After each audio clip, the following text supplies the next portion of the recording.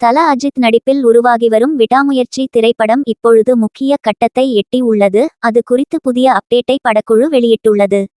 அதாவது ரசிகர்கள் அனைவரும் மிகவும் எதிர்பார்த்த விடாமுயற்சி படப்பிடிப்பு அஜர்பைஜானில் முடிவடைந்தது. படக்குழுவோடு இணைந்து தல அஜித் புகைப்படம் எடுத்துக்கொண்டுள்ளார்.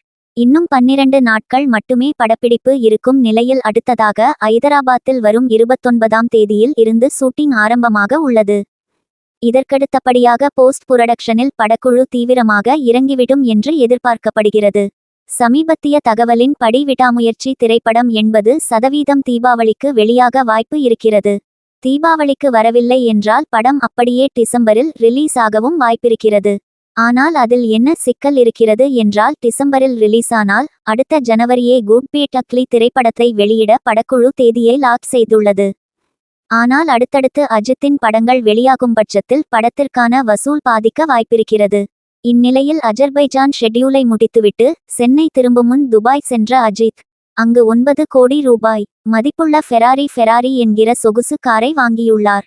ரேஸில் ஆர்வமிக்கவரான அஜித்திடம் ஏற்கனவே 34 கோடி ரூபாய் மதிப்புள்ள Lamborghini, Land Rover Discovery, Mercedes Benz உள்ளிட்ட 6 சொகுசு கார்கள் உள்ள நிலையில் தற்போது அந்த வரிசையில் ஃபெராரியும் இணைந்துள்ளது.